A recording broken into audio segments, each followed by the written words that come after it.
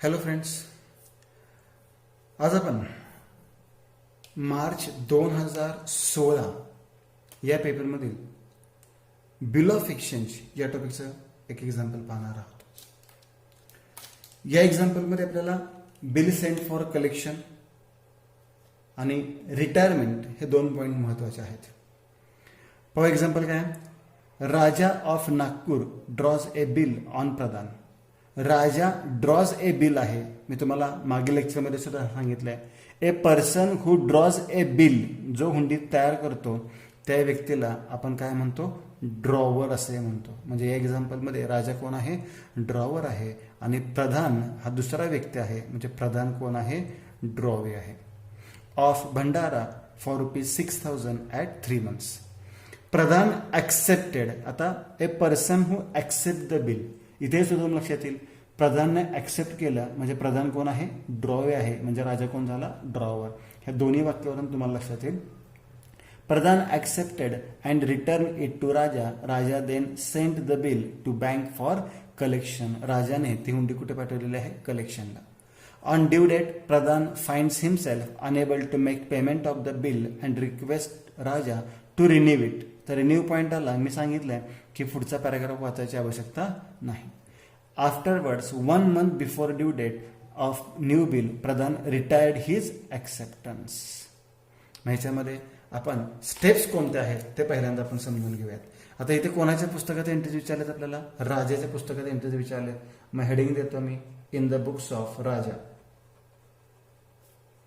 In the books of Raja. आणि राजा कोण आहे, मग ह्याच्यामध्ये ड्रॉवर आहे. आणि ड्रॉवरच्या एक्झाम्पलमध्ये, ड्रॉवरच्या पुस्तकामध्ये आपल्याला एंट्री स्टेप कशा करायच्या. पहिला ड्रॉज ए बिल, याच्यामध्ये गुड्स सोल्ड किंवा गुड्स परचेसची स्टेप नाही. त्यामुळे पहिल्यांदा बिल रिसिव्हची स्टेप येणार. Bill receive. जर ड्रॉवे असेल तर तो काय म्हणणार, ऍक्सेप्टेड. दुसरी step, Raja then sent the bill to bank for collection. म्हणजे bill sent for collection. Bill sent for collection. तिसरी स्टेप मी सांगितले, नेहमी ही स्टेप असते. ह्या पॅराग्राफमध्ये कोणती स्टेप आहे, रिन्युअल ऑफ बिल. आणि रिन्युअल ऑफ बिलमध्ये एकूण 4 स्टेप असतात आणि या तुम्हाला माहिती पाहिजेत. रिन्युअल ऑफ बिल याच्यामध्ये कोणकोणत्या 4 स्टेप असतात सांगता येईल तुला, बघा, ट्राय करा, प्रयत्न करा. कोणकोणते असतात. पहिल्यांदा ओल्ड बिल. आता इथे ओल्ड बिल म्हणत नाही, तर इथे काय म्हणतो मी, collection bill. Collection bill cancel. Old बिलच म्हणतो नॉर्मली आपण, पण इथे ह्याच्या आधी कलेक्शनची स्टेप आहे म्हणून कलेक्शन बिल कॅन्सल. किंवा डिस्काउंटेड असेल तर डिस्काउंटेड बिल कॅन्सल. आणि एंडॉर्स बिल असेल तर एंडॉर्स बिल कॅन्सल. त्याच्यानंतर कशाची एंट्री करतो आपण, इंटरेस्ट रिसिवेबल, व्याजाची रक्कम येणे आहे. Part amount received, part amount received. आणि फ्रेश बिल किंवा new bill received. New bill received. या रिन्युअलच्या किती एंट्रीज करतो आपण, 4. आणि त्यानंतर ऑनर असेल, डिसऑनर असेल, किंवा रिटायर असेल, किंवा इन्स्टॉलमेंट असेल तर सांगितलंय, afterwards 1 month before due date of new bill Pradhan retired his acceptance. म्हणजे सर्वात शेवटची स्टेप कशाची आहे, रिटायरमेंटची आहे. म्हणजे एक एंट्री बिल रिसिव्हची, बिल सेंड फॉर कलेक्शनची दुसरी एंट्री, या 4 एंट्रीज, आणि रिटायरमेंटची एक एंट्री. अशा एंट्रीज आपल्याला ह्या एक्झाम्पलमध्ये करायच्या आहेत. आता पाहूयात सर्वांनी एंट्रीज. एंट्रीज आपल्याला फॉर्मॅट माहितीच आहे. हेडिंग दिला आपण, in the books of Raja. In the books of Raja. Raja कोण आहे याच्यामध्ये, ड्रॉवर. आणि खाली कंसामध्ये खाली लिहिलेलं आहे जर्नल एंट्रीज. जर्नल एंट्रीज तुम्ही व्यवस्थित राखायचे आहेत, मी काही टाकणार नाही. आता या एक्झाम्पलमध्ये काय डेट दिलेलं नाही आहे, त्यामुळे 1 तारीख बनायची आहे. Raja of Nagpur draws a bill on Pradhan of Bhandara for ₹6,000 at 3 months. तर काय स्टेप झालेले आहे, राजाने कोणावर हुंडी तयार केलेली आहे, प्रधानवर हुंडी तयार केलेली आहे. इथे गुड सोल्डची स्टेप नाही आहे. Pradhan accepted it and return it to Raja. म्हणजे प्रधानकडून हुंडी मिळाली. 2 वाक्य आहेत, म्हणजे 2 ट्रान्झॅक्शन नाही आहे, एकच ट्रान्झॅक्शन आहे. बिल रिसिवेबल रिसिव्डची, प्रधानकडून हुंडी मिळाली, जे येईल त्याला डेबिट करा, जो देणार आहे त्याला क्रेडिट करा. म्हणजे पहिली एंट्री काय होणार आपली, bills receivable account debit to Pradhan account. Bills receivable account debit to प्रधानच अकाउंट. किती रुपयाची हुंडी मिळालेली आहे? 6,000 rupees. Narration being accepted bill received. being accepted bill received. यानंतर सेकंड स्टेप. पहिली स्टेप झाली. आता बिल सेंड फॉर कलेक्शनची स्टेप आहे. वाचूयात आपण. Raja then send the bill to bank for collection. राजाने ही हुंडी कोणाला पाठवलेली आहे? बँकेला पाठवले फक्त, विकलेले नाहीये. बरोबर, म्हणजे डिस्काउंटिंगची स्टेप नाहीये.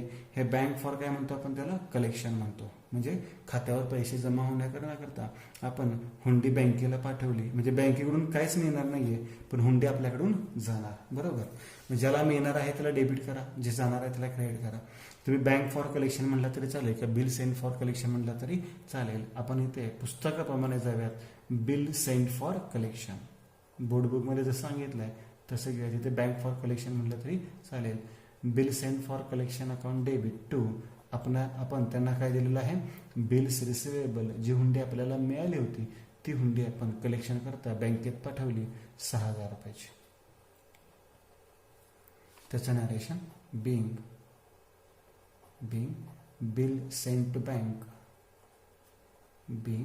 Bill send to bank for collection. Bill send to bank for collection. आता यानंतर तिसरी step. On due date Pradhan finds himself unable to make payment of the bill and request Raja to renew. आता रिन्यू सांगितलं. हा paragraph पूर्ण वाचण्यापेक्षा रिन्यूचे आपल्याला किती एंट्रीज करायचे आहेत? 4 एंट्रीज करायचे आहेत. पहिल्यांदा कलेक्शन बिल कॅन्सल, इंटरेस्ट, नंतर पार्ट अमाऊंट, नंतर न्यू बिल. आता या 4 एंट्रीज याच्यासाठी मी टेक्निक सांगितलं होतं छोटंसं, तर मी परत एकदा सांगतो. ड्रॉवी आहे, त्या ड्रॉवीला पहिल्या 2 एंट्रीमध्ये डेबिट होणार आहे. Pradhan account debit.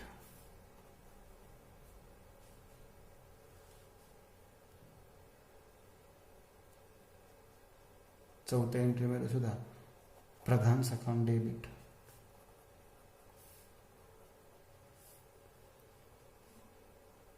पाचव्या एंट्रीमध्ये टू प्रधान अकाउंट. इथं क्रेडिट होणार. आणि 6व्या एंट्रीमध्ये टू प्रधान अकाउंट. या पद्धतीने. बरोबर, पहिल्या 2 एंट्रीमध्ये प्रधानला डेबिट आणि शेवटच्या 2 एंट्रीमध्ये प्रधानला काय होणार आहे? क्रेडिट होणार आहे. पहिली जी एंट्री आहे ती काय आहे? बिल कॅन्सलची आहे. परंतु फक्त बिल कॅन्सल असेल तर टू बिल्स रिसिवेबल म्हणू शकतो आपण. पण हे बिल कसलं आहे? कलेक्शन आहे. म्हणजे टू बिल्स रिसिवेबल नाही म्हणायचं आपल्याला. आता आपल्याला काय म्हणायचं आहे? Bill send for collection. कारण की हुंडी कोणाकडे आहे? बँकेकडे. प्रधानने हुंडीचे पैसे कोणाला दिले पाहिजेत? बँकेला दिले पाहिजेत. दिलेत का? नाही. बँक कोणाला मागणार? राजाला. राजा कोणाला मागणार? प्रधानला. म्हणजेच काय? बँक थोडक्यात हुंडी राजाला देणार, राजा कोणाला देणार? प्रधानला देणार. राजा काय म्हणणार आहे? ते कोणाकडून येणे आहे आणि कोणाला देणे आहे. ज्याच्याकडून येणे आहे त्याला डेबिट करा आणि ज्याला देणे आहे त्याला क्रेडिट करा. म्हणजे एंट्री काय होणार आहे? Pradhan account debit to bank for collection किंवा to bill send for collection. To bill send for collection. जर तुम्ही इथे डिस्काउंटेड बिल कॅन्सल म्हणलं असतं तर इथे टू बँक अकाउंट आलं असतं. एन्डॉर्स बिल कॅन्सल म्हणलं असतं तर इथे क्रेडिटर्स आलं असतं. बरोबर, या पद्धतीने. आणि काहीच नसतं याच्यामध्ये, फक्त ओल्ड बिल कॅन्सल म्हणलं असतं तर टू बिल्स रिसिवेबल आलं असतं. दुसरी एंट्री कशाची? इंटरेस्टची. म्हणजे टू काय लिहिणार आपण? Interest account. याच्यामध्ये फक्त एंट्रीज तयार होतात ते सांगतोय मी. पार्ट अमाऊंट रिसिव्ड म्हणजे इथे काय येणार आहे? Cash account. Cash account debit. आणि न्यू बिल रिसिव्ड म्हणजे हुंडी मिळाली म्हणजे इथे काय येणार आहे? Bills receivable account. ठीक आहे. या पद्धतीने आपल्या 4 एंट्रीज तयार होतील.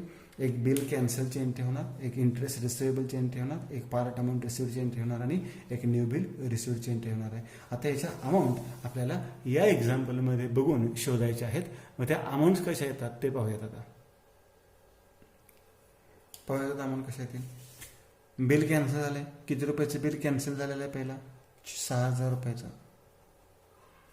Bing narration bill cancel which has been sent for collection. जी हुंडी आपण कलेक्शन करता पाठवली होती ती हुंडी काय झालेली आहे, कॅन्सल झालेली आहे. त्याच्यानंतरचं नरेशन काय येणार आहे, इंटरेस्टचं. बिंग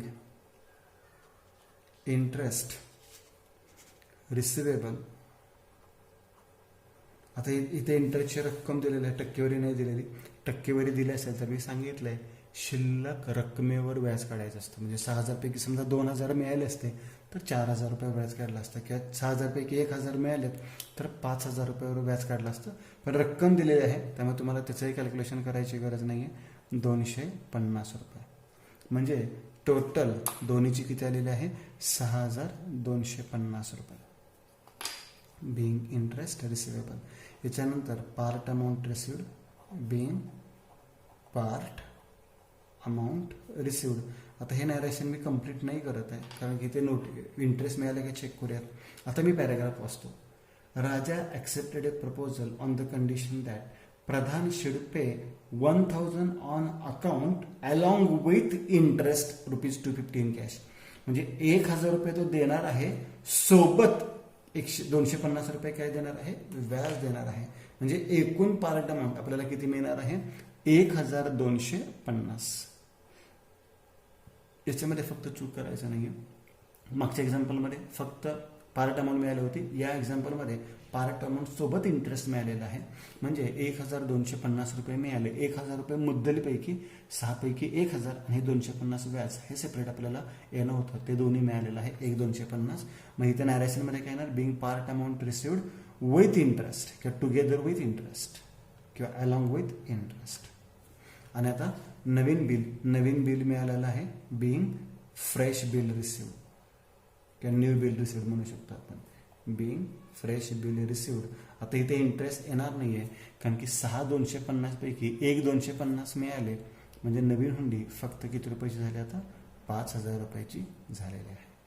बघा याच्यामध्ये हे जे कॅल्क्युलेशन आहे रिन्युअलचं, हे रिन्युअलचं कॅल्क्युलेशन आपण कंप्लीट केलेलं आहे.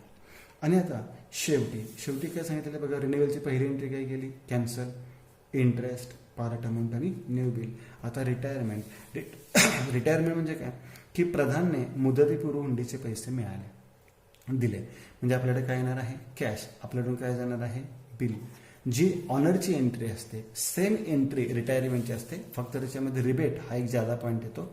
मग ऑनरची एंट्री नॉर्मली काय करतो आपण, तर पैसे मिळाले आणि हुंडी गेली, मग काय एंट्री होणार आहे याच्यामध्ये, कॅश अकाउंट डेबिट. पण कॅश किती मिळाली चेक करा, 1 month before due date of new bill Pradhan retire his acceptance by paying 4,850. म्हणजे प्रधानने फक्त किती रुपये दिलेले आहेत, 4,850. To bills receivable account.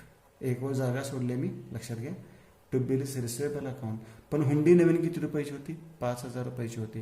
म्हणजे 5,000 रुपयाची हुंडी होती, मुदतीपूर्व पैसे दिले म्हणून आपण त्याला काही सूट दिली होती. मुदतीपूर्व त्याने किती दिले आपल्याला, 4,850. म्हणजे रिबेट किती रुपये आलेला आहे, 150 रुपये. डेबिटलाच येणार.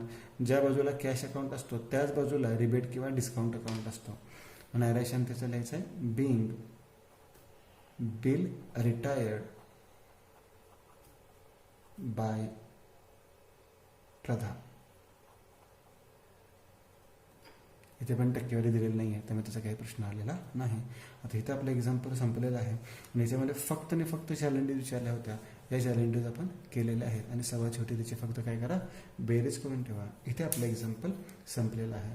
म्हणजे जर तुम्हाला उदाहरणामध्ये कलेक्शन बिल सांगितलं असेल आणि रिन्यू सांगितलं असेल तर या पद्धतीने हे एक्झाम्पल होणार आहे. आता पुन्हा एकदा मी प्रत्येक एक्झाम्पलमध्ये जसं दाखवतो तसं इथे सुद्धा आपल्या चार्टप्रमाणे एंट्री झालेल्या आहेत का नाही हे मी तुम्हाला दाखवणार आहे. पाहता आपला जो चार्ट आहे त्याच्यामध्ये चेक करा, गुड सोलची ह्याच्यामध्ये स्टेपच नव्हती, डायरेक्ट हुंडी मिळाली, बिल्स रिसिवेबलची entry. Bill send for collection, बघा इथे बिल सेंड फॉर कलेक्शन, त्याला आपण बँक फॉर कलेक्शन किंवा बिल सेंड फॉर कलेक्शन म्हणू शकतो, टू बिल्स रिसिवेबल. मग ते डिसऑनर झालं. Drawee account debit to bank for collection म्हणजे drawee account debit to bill send for collection. त्याच्यानंतर ड्रॉवे टू इंटरेस्ट, त्याच्यानंतर कॅश टू ड्रॉवी, त्याच्यानंतर बिल्स रिसिवेबल टू ड्रॉवी, बरोबर. आणि सर्वात शेवटी याच्यामध्ये रिटायरमेंटची स्टेप होते, म्हणजे cash account debit, rebate account debit to bills receivable, cash rebate to bills receivable. म्हणजे आपला हा जो चार्ट आहे या चार्टप्रमाणे सर्व एंट्रीज आपण करू शकतो. ठीक आहे, थँक्यू.